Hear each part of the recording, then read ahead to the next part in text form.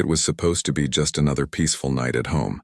But then, I stumbled across a shoebox, hidden behind our bookshelf. At first, I thought it was nothing, until I opened it. Inside were dozens of love letters, all addressed to my wife. My chest tightened as I read the first line. When I confronted her, she snatched the letters away, her eyes filled with panic, and whispered, "Some secrets should stay buried." Buried? What secrets? And why did she look more terrified than guilty? That's when I realized I wasn't just holding letters, I was holding the truth that could destroy our marriage. Subscribe now and comment below. What would you do if you found this? The musty smell of old paper still clings to my memory from that night. I can still feel how my hands trembled as I held those faded envelopes, each one bearing my wife's name in handwriting that wasn't mine. The cardboard box felt heavier than it should have, as if it contained the weight of years I knew nothing about. I remember the exact moment Sarah walked into our bedroom and saw me sitting on the floor, surrounded by her secrets. Her face went white, not the pale you see when someone's caught in a small lie, but the kind of white that comes from genuine terror. Her coffee mug slipped from her fingers, shattering against the hardwood floor we'd installed together just last spring. "David, please," she started, but I was already reading the first line of the letter in my hands. "My dearest Sarah, if you're reading this, then something has happened to me." The words made my blood run cold. Who writes letters like that? And why was my wife keeping them hidden behind our family photos, tucked away like some kind of shrine to another man? For 15 years, I thought I knew Sarah Thompson. I thought I knew the woman who sang off-key in our kitchen every Sunday morning, who cried at Emma's school plays, who held my hand during scary movies, even though she was braver than me in every way that mattered. But as I stared at her that night, watching her clutch those letters to her chest like they were more precious than our wedding rings, I realized something that made my stomach drop. I might not know my wife at all. That night, sleep was impossible. I lay in our king-sized bed, the one we'd picked out together at that furniture store downtown, the one where we'd laughed about spending too much money, and listened to Sarah's breathing. It wasn't the steady rhythm I'd grown accustomed to over 15 years of marriage. It was shallow, uneven, like she was fighting to stay still. Was she pretending to sleep too? Every creak of the house made me tense. The digital clock's red numbers seemed to mock me. 2:17 a.m., 2:43 a.m., 3:21 a.m. I found myself studying Sarah's silhouette in the darkness, this woman I'd shared a bed with for over a decade, wondering what other secrets she might be hiding. My mind wandered back to how we met. Freshman year at State University in Professor Morrison's boring economics class. Sarah had been sitting 3 rows ahead of me, taking notes in the most beautiful handwriting I'd ever seen. It took me 6 weeks to work up the courage to ask her for coffee. She said yes with a smile that lit up the entire campus cafe. We got married 2 years after graduation. Emma came along 3 years later, a perfect pink-cheeked baby who had her mother's eyes and my stubborn chin. We bought this house when Emma was 5, a colonial with a white picket fence and a tire swing in the backyard. The American dream, picture perfect. But now, lying there in the dark, I started remembering things I'd brushed off over the years. How Sarah would sometimes stand at our kitchen window, staring out at nothing with this distant look in her eyes, like she was watching for something that never came. How she never talked about her life before college, deflecting my questions, with jokes or changing the subject. How she'd grown tense and quiet whenever we drove through certain parts of town, claiming she had a headache. I'd chalked it all up to Sarah being Sarah, my quiet, thoughtful wife who processed things internally. But what if it wasn't personality quirks? What if she'd been looking over her shoulder for 15 years and I'd been too blind to see it? The window beside our bed became another symbol that night. This barrier between our warm, safe bedroom and whatever dangers might be lurking outside. Sarah had always insisted on keeping the curtains closed even during the day. Privacy, she'd say. But privacy from what? Have you ever felt like you're living with a stranger? Let me know in the comments, because that's exactly how I felt, lying there beside the woman I'd promised to love for better or worse, realizing I might not know what worse even meant in her world. The next morning arrived with false normalcy. Sarah was up before me, humming that same off-key tune she always sang, making Emma's favorite blueberry pancakes. The kitchen smelled like butter and maple syrup, and for a moment, I almost convinced myself the previous night had been a bad dream almost, but then I noticed her hands. They shook as she poured coffee into my favorite mug, the one Emma had painted for me at summer camp with "World's Best Dad" written in crooked letters. The same trembling I'd felt in my own hands the night before, holding those mysterious letters. "Morning, sleepyhead," Sarah said, but her voice was too bright, too forced, like an actress who'd forgotten her lines and was improvising badly. Emma bounded into the kitchen, backpack slung over her shoulder, chattering about her upcoming role as the narrator in the school play. "Mom, you'll be there opening night, right? You promised." "Of course, sweetheart," Sarah replied. But I caught the way her eyes darted to the window, that same distant stare I'd been blind to for years. After they left, the house felt different. Every room seemed to hold secrets I'd never noticed. I started in our bedroom, methodically going through Sarah's dresser drawers, her jewelry box, the pockets of coats she rarely wore. In the back of her closet, behind winter clothes that still smelled like mothballs, I found a manila folder. Inside was a birth certificate, but not for Sarah Thompson. This one was for Sarah Mitchell, born in a town I'd never heard her mention. The address listed was in a rough part of the city, nothing like the suburban neighborhood where she'd claimed to grow up. My hands were shaking again as I kept searching, in a shoebox different from the one with the letters. This one hidden. Beneath old tax returns, I found photographs. Some were normal. Sarah as a teenager smiling at the camera. But others were disturbing. In several, faces had been scratched out with black ink, so violently that the pen had torn through the paper. Only Sarah's face remained untouched, but her eyes in those photos held a fear I'd never seen before. The final piece of evidence made my blood run cold, a yellowed newspaper clipping about a missing person case from 20 years ago. The headline read, "Local man's death investigated as possible homicide." And there, in the grainy black and white photo, was a young man who looked disturbingly familiar, though I couldn't place where I might have seen him before. I was so absorbed in reading that I didn't hear Sarah's car in the driveway. The front door slammed, and suddenly she was standing in our bedroom doorway, staring at the evidence scattered across our bed. "David." Her voice was barely a whisper. "What are you doing?" "What am I doing?" The words came out harsher than I intended. "I'm trying to figure out who I'm married to, Sarah. Or should I call you Sarah Mitchell?" Her face crumpled, and for a moment I thought she might faint. But then her expression hardened into something I'd never seen before. A kind of protective anger that made her seem like a complete stranger. "You had no right," she said, her voice steady now. "You had no right to go through my things. 15 years, Sarah. 15 years of marriage, and I don't even know your real name. You know everything that matters." "Do I? Because from where I'm standing, it looks like I don't know anything at all." The plot thickens. But wait until you see what I found next. Those scratched-out faces haunted me. Someone had taken the time to carefully, methodically erase every person from Sarah's past except her. But why? What had happened to make her want to forget so completely? Sarah collapsed onto our bed, her shoulders shaking with sobs that seemed to come from somewhere deep and painful. For a moment my anger softened.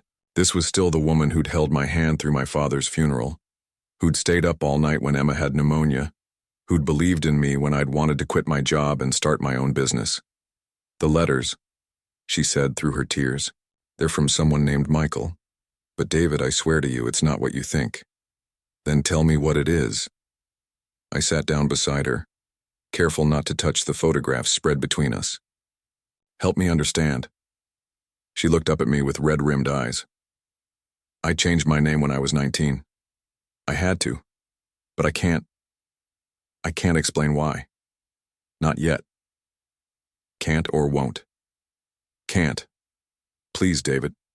Some truths are dangerous." The word dangerous hit me like a physical blow. My Sarah, my gentle wife who rescued spiders instead of killing them, who donated to 3 different animal shelters. What truth could be so dangerous that she'd hidden it for 15 years? How can I trust you if you won't tell me the truth? The same way I've trusted you, she snapped, and there was that hardness again. The same way I've trusted you not to dig into my past, not to question why I don't have childhood friends or family photos, not to ask why I sometimes wake up screaming from nightmares I can't remember. Her words hung in the air between us like a confession I wasn't ready to hear. Nightmares? In 15 years of marriage, Sarah had never been anything but a peaceful sleeper. Or had I just been too deep in my own sleep to notice? That's when we heard footsteps on the stairs. Emma appeared in our doorway, still in her school clothes, her face a mixture of confusion and fear. Mom? Dad? I could hear you yelling from outside. What's wrong? Sarah and I both froze. In all our years together, Emma had never seen us fight. Not really fight. We'd always been careful to handle our disagreements privately, to present a united front for our daughter. Nothing's wrong, sweetheart, Sarah said, quickly gathering the photographs. But her hands were shaking so badly that several pictures scattered to the floor. Emma bent to pick one up, one of the ones with the scratched-out face. She stared at it for a long moment, then looked at her mother with those 2 smart eyes that had always reminded me of Sarah's. Mom, why would someone scribble on your pictures like that? Sarah's face went white again. She took the photo from Emma's hand with a gentleness that contrasted sharply with the violence someone had done to the image. Sometimes, Sarah said quietly, people want to forget things that hurt them. Emma nodded like this made perfect sense to her 14-year-old mind. Like when I threw away all the pictures of me and Jessica after she started being mean to me at school. Something like that, baby. But I could see in Sarah's eyes that it was nothing like that at all. After Emma went to her room to do homework, Sarah turned to me with a desperation I'd never seen before. 24 hours, she pleaded. Give me 24 hours to figure out how to tell you everything. Please, David. For Emma's sake, if not for mine. Would you give someone you love 24 hours to explain 15 years of lies? Comment. Your thoughts, because I said yes. I gave her the time she asked for, even though every instinct told me I was making a mistake. That night, driving home from work, I noticed a car in my rearview mirror. A dark sedan that seemed to make every turn I made, staying exactly 3 cars behind. When I pulled into our driveway, it drove past slowly, and I caught a glimpse of the driver, a man about my age with Sarah's same cautious eyes. The past wasn't just catching up to my wife. It was watching our house. I couldn't wait 24 hours. By morning, the questions were eating me alive, and that dark sedan had driven past our house twice more during the night. I'd watched from our bedroom window, Sarah sleeping fitfully beside me, and I'd made a decision that would change everything. I hired a private investigator. Marcus Webb had been recommended by a colleague whose messy divorce had required professional help. Webb was the kind of man who looked like he'd seen everything twice and believed none of it. His office smelled like stale coffee and cigarettes, and his handshake was firm enough to crack knuckles. I need to know about my wife's past, I told him, sliding a check across his cluttered desk. Her real past. While Webb got to work, I started my own investigation. Sarah Mitchell, Michael Peterson. I typed the names into search engines with trembling fingers, not sure I wanted to know what I'd find. The first results were routine: social media profiles, phone directory listings, a few mentions in local newspaper archives. But as I dug deeper, clicking through page after page of results, a darker picture began to emerge.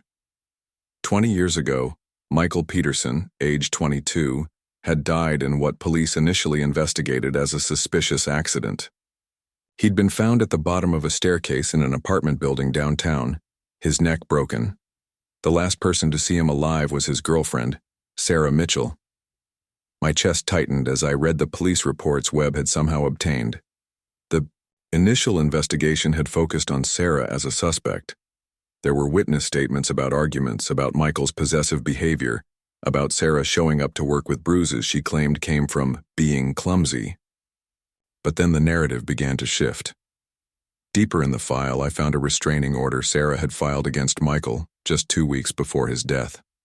The petition detailed months of stalking, threats, and escalating violence. Neighbors had reported hearing screaming from Sarah's apartment. Her coworkers had documented her injuries with photographs that made my stomach turn. One witness statement stood out. Michael Peterson told me he'd rather see Sarah dead than with anyone else. He said if he couldn't have her, no one could. Another. Sarah Mitchell was terrified. She'd started sleeping at friends' houses, changing her route to work, looking over her shoulder constantly. That boy was going to kill her if something didn't stop him. I stared at my computer screen, pieces of a horrific puzzle clicking into place. The distant stares, the nervous glances at windows, the way Sarah sometimes flinched when I reached. For her too quickly. I'd thought it was just personality quirks. But what if it was trauma? What if my wife had been living with the ghost of an abusive relationship for 20 years? The photographs with scratched-out faces suddenly made sense. So did the name change, the careful way Sarah had built a life far from anyone who might know Sarah Mitchell. My phone rang, interrupting my spiraling thoughts. It was Webb. "Your wife," he said without preamble. "She's not who you think she is. But she's also not what you're probably afraid she is." What does that mean? It means you need to come to my office now and bring tissues. Everything I thought I knew was about to change. Keep watching to see the truth unfold. As I drove to Webb's office, I kept checking my rearview mirror. The dark sedan was there, again following at a distance. But now I was starting to understand that whoever was in that car wasn't necessarily hunting my wife. They might be hunting the truth. Just like I was. Webb's office felt smaller when I returned, the walls closing in as he spread documents across his desk like pieces of evidence in a murder trial. In a way, I suppose they were. Michael Peterson wasn't just Sarah's boyfriend, Webb began, his gravelly voice matter of fact. He was her stalker, her abuser, and on the night he died, he was planning to be her killer. He handed me a police report I hadn't seen in my online searches. One that had been sealed for years and only recently made available through Webb's connections. The night Peterson died, he'd broken into Sarah's apartment. The neighbors heard screaming, crashing sounds, Sarah begging someone to leave her alone. When police arrived, they found Peterson at the bottom of the stairs and Sarah barricaded. In her bedroom, traumatized and covered in defensive wounds. I stared at the photographs Webb showed me. Pictures of a 20-year-old Sarah with a split lip, bruised throat, and terror in her eyes that I recognized now. It was the same look she'd given me when I'd found those letters. The physical evidence supported Sarah's account, Webb continued. Peterson had forced entry, destroyed her apartment, and cornered her near the staircase. In the struggle, she pushed him away from her. He fell backward down a full flight of stairs. "Self-defense," I whispered. "Textbook case." The district attorney declined to press charges. But Peterson came from money, old family, influential connections. They hired expensive lawyers and made Sarah's life hell with wrongful death lawsuits, media attention, death threats from Peterson's friends who believed their version of events. Webb pulled out another file, this one thicker. The Peterson family painted Sarah as a gold digger who murdered their son for insurance money. Never mind that there was no insurance policy, no financial motive, and a mountain of evidence showing Peterson's abusive behavior. They had resources and rage, and they used both to destroy her reputation. So she ran. She disappeared, changed her name, moved across the country, started over completely. And she did a damn good job of it too. It took me 3 days to trace Sarah Mitchell to Sarah Thompson, and I'm very good at what I do. Webb handed me one final document. A letter from the Peterson family's lawyer dated just 6 months ago. They found her, David. Somehow, after all these years, they tracked her down. This letter threatens to reopen the case, to drag Sarah through the courts again, to destroy the life she's built. My hands were shaking as I read the legal threats, the accusations, the barely veiled menace. But it was the last paragraph that made my blood run cold. Our client Robert Peterson has been monitoring your current situation and is prepared to take whatever action necessary to ensure justice for his brother. Robert Peterson, I said. Michael's brother? The man in the dark sedan who's been following you. He's not trying to hurt your family, David. He's trying to understand what really happened to his brother 20 years ago. The truth hit me like a freight train. Those letters I'd found, they weren't love letters from an affair. They were evidence. Proof of Michael's obsession, his escalating threats disguised as romantic devotion. Sarah had kept them not as mementos of another relationship, but as documentation of the nightmare she'd survived. The shoebox, I said, understanding flooding through me. She kept everything as proof. Insurance policy, Webb nodded. In case the Peterson family ever found her, she'd have evidence to defend herself again. I thought about Sarah's panic. When I'd found the letters, her terror when she'd said, some secrets should stay buried. She hadn't been protecting an affair or hiding infidelity. She'd been protecting me and Emma from a truth she thought might destroy us, the knowledge that the woman we loved had once been forced to kill a man to save her own life. The truth hit me like a freight train. But there's more to this story. Because as I sat in Webb's office, understanding finally dawning, my phone buzzed with a text from Sarah. He's here, at Emma's school. We need to run. I broke every speed limit getting to Emma's school. Sarah's text had been followed by silence. No response to my calls, no answers to my messages. My mind conjured horrible scenarios as I navigated the afternoon traffic. Images of my wife and daughter in danger because of secrets I was only beginning to understand. I found Sarah in the school parking lot, sitting in her car with Emma beside her, both of them watching a man in a dark sedan parked near the flagpole. Even from a distance, I could see the family resemblance. He had Michael's build, Michael's dark hair, Michael's intense way of staring. I parked beside Sarah's car and climbed into her passenger seat. Emma was unusually quiet in the back, sensing the adult tension without understanding its source. How long has he been following us? I asked. 3 weeks, Sarah said, her voice hollow. Maybe longer. I first noticed him outside the grocery store, then at Emma's soccer practice, then driving past our house.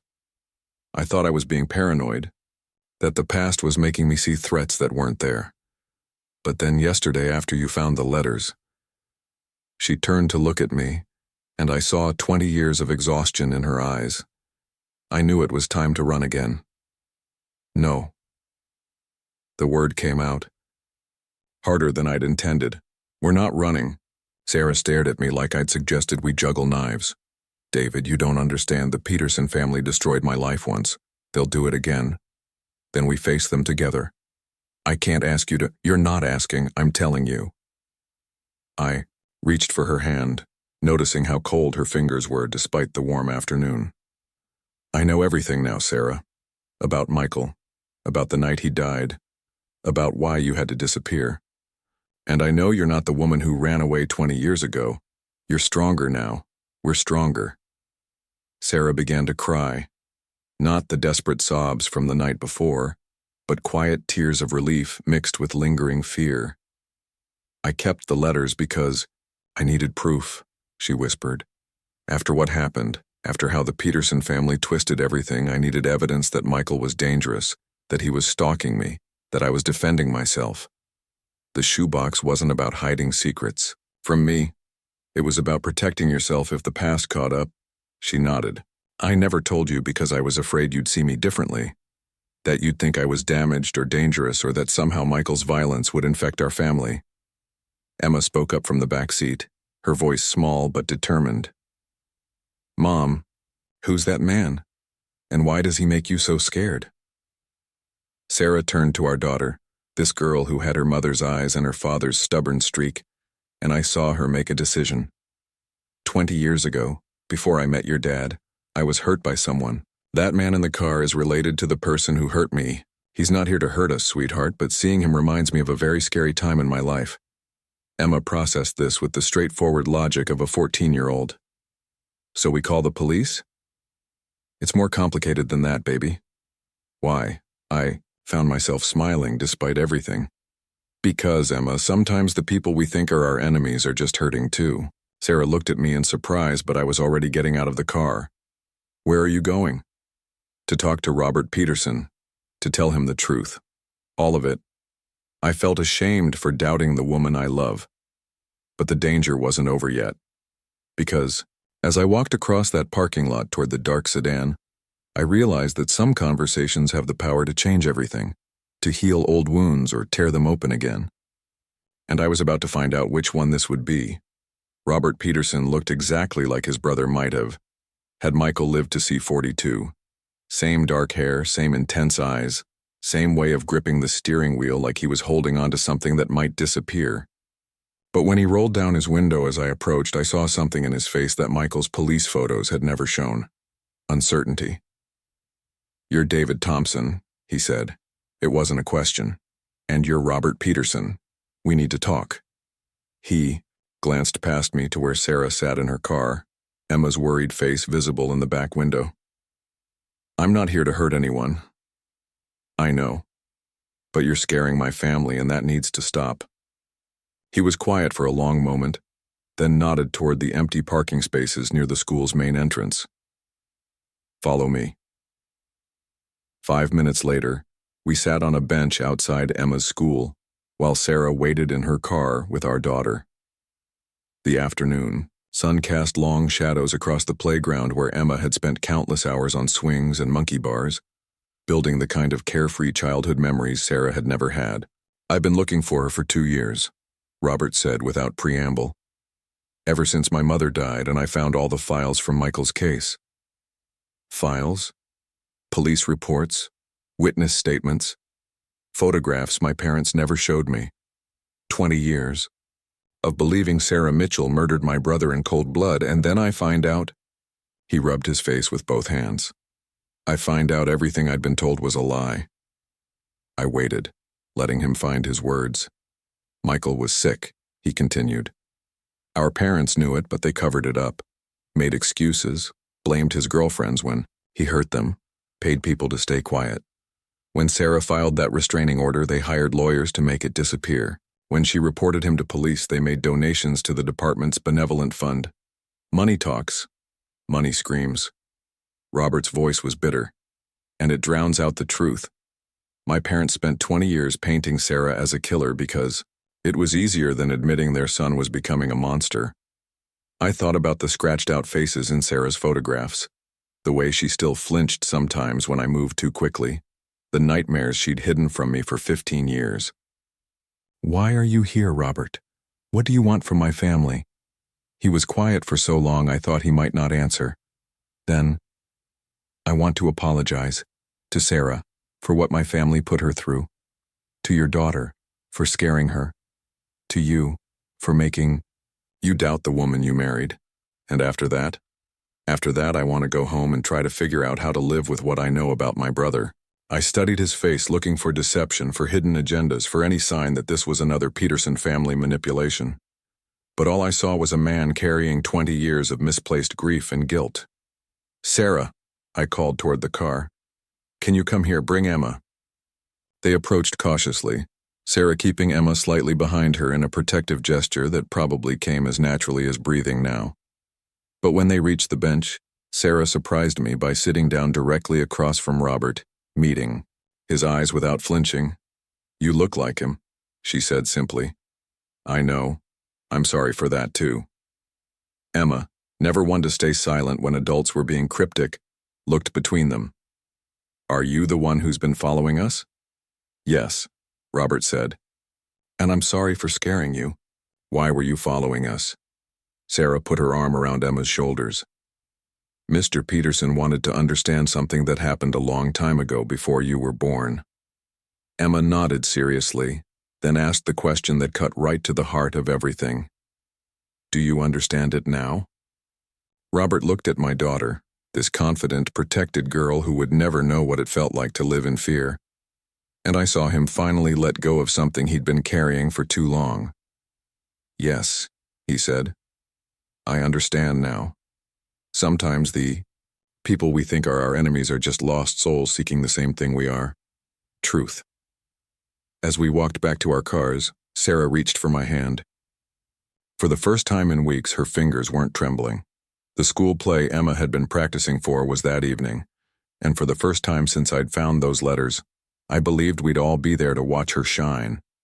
The performance versus reality. How often we mistake one for the other. But in that moment, walking across the parking lot with my wife and daughter, I knew we were finally living our truth. 3 months later, I'm sitting in Dr. Patricia Reeves's office, watching my wife talk about her nightmares for the first time in 20 years. The therapist's office smells like lavender and has windows that face a garden instead of a parking lot. Sarah's choice, though she didn't explain why at the time. Now I understand. After 2 decades of watching for threats, Sarah is learning to look at beautiful things again. The letters were like carrying around proof that I wasn't crazy, Sarah is saying. When people told me Michael's behavior was normal, that all boyfriends got jealous, I could look at those letters and remember that what he was doing to me wasn't love. Dr. Reeves nods. Survivors often keep evidence even when it's painful. It validates their experience. I reach for Sarah's hand. 3 months of therapy has taught me that she needs touch that asks permission, not touch that assumes consent. She squeezes my fingers gratefully.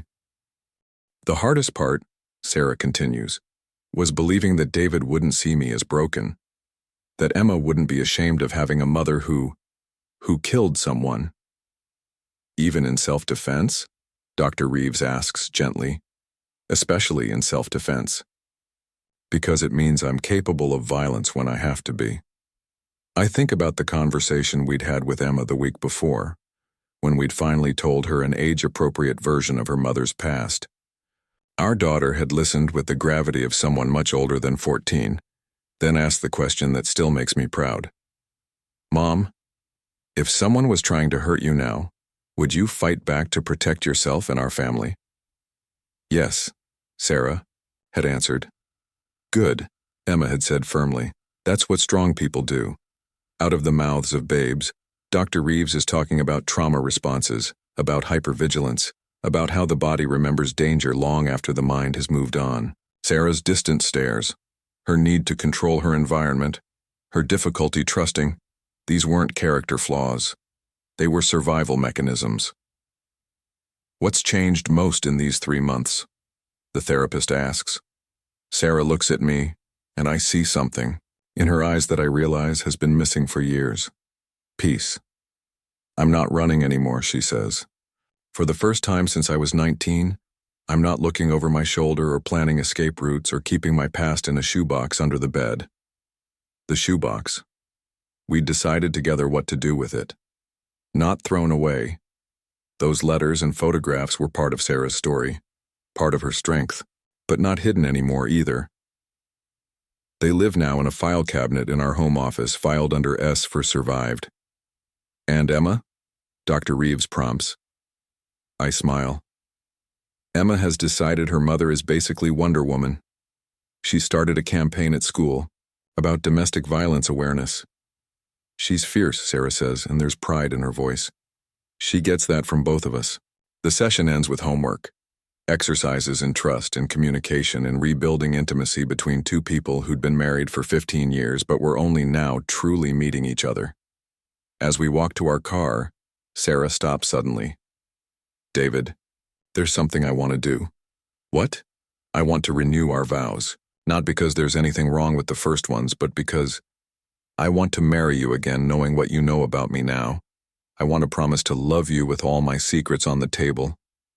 I kiss her in the parking lot, not caring who sees, tasting the salt of happy tears on both our faces.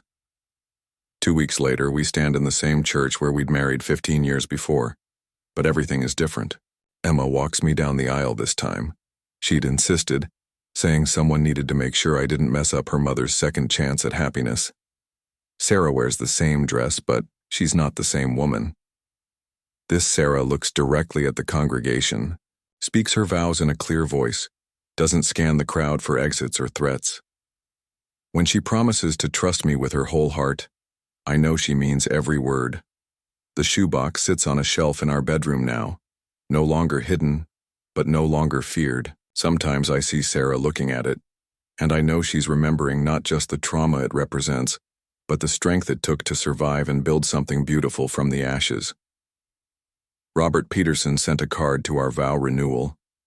Inside he'd written, Thank you for helping me understand the difference between justice and revenge. Wishing your family peace and happiness. True love isn't about perfection. It's about choosing each other through the storms.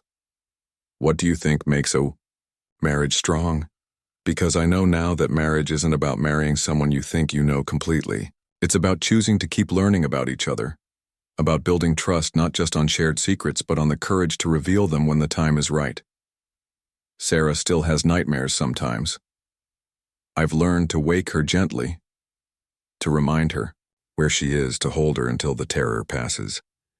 But they're coming less frequently now, and sometimes I catch her laughing at something Emma said, or humming in the kitchen, or looking out our windows not with wariness but with contentment. The woman who survived Michael Peterson has become the woman who taught my daughter that strength comes not from never falling down, but from always getting back up. She's taught me that some secrets are worth keeping not because they're shameful, but because they're sacred, part of someone's journey to becoming who they needed to be. Our story isn't perfect. Real love stories never are, but it's ours and it's true. And every morning I wake up grateful to be married to a woman brave enough to build a life worth protecting and strong enough to defend it when she had to. If you like this story of love, truth, and second chances, don't forget to like, share, and subscribe. And check out the next incredible story about family secrets and redemption on the left. Remember, the strongest families aren't the ones without struggles. They're the ones who face their struggles together.